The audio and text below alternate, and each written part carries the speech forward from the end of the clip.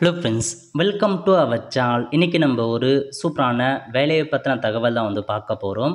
அதாவது தமிழக அரசு இந்து சமய அறநிலையத்துறை இருக்க பாருங்க, அங்கேருந்து உங்களுக்கான வேலையை இப்போ அறிவிச்சிருக்காங்க.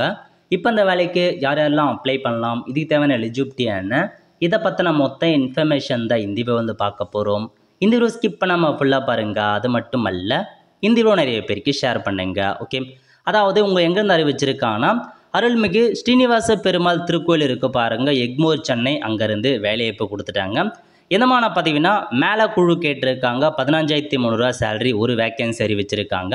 இதுக்கு நீங்கள் தமிழில் ஏதை படிக்க தெரிஞ்சுதான் போதுமானது. அது மட்டும் இல்லாமல் இசைத்துறையில் அதுக்கான சர்டிஃபிகேட் வச்சிருக்கணும். அதுக்கப்புறம் பரிச்சாரகர் கேட்டிருக்காங்க, ஒரு வேக்கன்சி, 13,500 ரூபா சேலரி கொடுக்குறாங்க. தமிழில் ஏதை படிக்க தெரிஞ்சால் போதுமானது. திருக்கோயிலில் நெய்வேத்தியம் மற்றும் பிரசாதம் தயாரிக்க தெரிஞ்சிருக்கணும் அப்படின்றத சொல்லியிருக்காங்க. நெக்ஸ்ட்டு அலுவலக உதவியாளர் கேட்டிருக்காங்க, ஒரு வேக்கன்சி, 12,500 ரூபாய் கொடுக்குறாங்க. 8th பாஸ் பண்ணால் போதுமானது. அத்தியாபாகம் கேட்டிருக்காங்க, ஒரு வேக்கன்சி, தமிழில் ஏதை படிக்க தெரிஞ்சுதான் போதுமானது. வேத பாடசாலையில் 3 வருஷம் படிச்சிருக்கணும். நெக்ஸ்ட்டு பகல் காவலர் கேட்டிருக்காங்க, ஒரு வேக்கன்சி, தமிழில் ஏதை படிக்க தெரிஞ்சால் போதுமானது. இரவு காவலர் கேட்டிருக்காங்க, திருவலகு கேட்டிருக்காங்க, அதெல்லாம் நீங்கள் தமிழில் ஏதை படிக்க தெரிஞ்சால் போதுமானது. ஓகே, அதுக்கப்புறம் பார்த்தா ஒரு சில மீதி சேத்பட்டு, எழும்பூர் போன்ற இடங்களில் உபகோயில் இரவு காவலர், திருவலகு போன்ற பதவியெல்லாம் கொடுத்துருக்காங்க. தமிழ் எழுத படிக்க தெரிஞ்சால் போதுமானது. இந்த வேலைக்கு அப்ளை பண்ணுறதுக்கான கடைசி தேதி எப்போ அப்படின்னா 9/6/2025 அதுக்குள்ளே அப்ளை பண்ணிடணும். அப்ளிகேஷன் ஃபார்ம் பார்த்தா சம்மந்தப்பட்ட கோவிலில் போயிட்டு வாங்கிக்கலாம் அப்படின்றதையும் சொல்லியிருக்காங்க.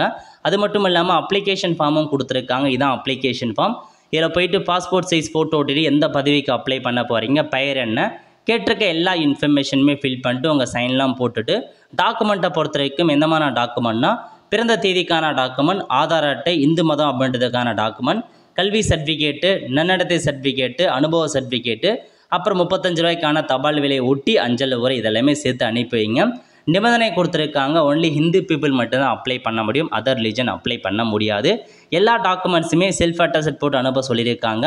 டிசியும் அட்டாச் பண்ணணும் அப்படின்றத சொல்லியிருக்காங்க. அதுக்கப்புறம் பார்த்தா விண்ணப்பத்துடன் மேல் வரும்போது எந்த பதவிக்கு அப்ளை பண்ண போகிறீங்க அப்படின்னு நீங்கள் குறிப்பிட்ற மாதிரி இருக்கும்.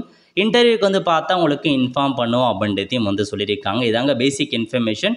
ஸோ விருப்பம் தகுதியும் இருக்கவங்க அப்ளை பண்ணுங்கள். எப்படி செலக்ட் பண்ணுறாங்க அப்படின்னா தேர்வு முறையானது அனுபவம், செயல்முறை, தேர்வுகள் அடிப்படையில் உங்களுக்கு தேர்வு செய்யப்படும் அப்படின்றத சொல்லியிருக்காங்க. இந்த வேலைக்கு பார்த்தா தமிழகத்தில் உள்ள யார் வேணாலும் நீங்கள் அப்ளை பண்ணலாம். அவ்வளோ ஃப்ரெண்ட்ஸ், கண்டிப்பாக இந்த பிடிச்சா லைக் பண்ணுங்கள். அது மட்டும் அல்ல, இந்த வீடியோ நிறைய பேருக்கு ஷேர் பண்ணுங்கள். அடுத்து ஒரு நிலையில் சந்திப்போம். நன்றி, வணக்கம்.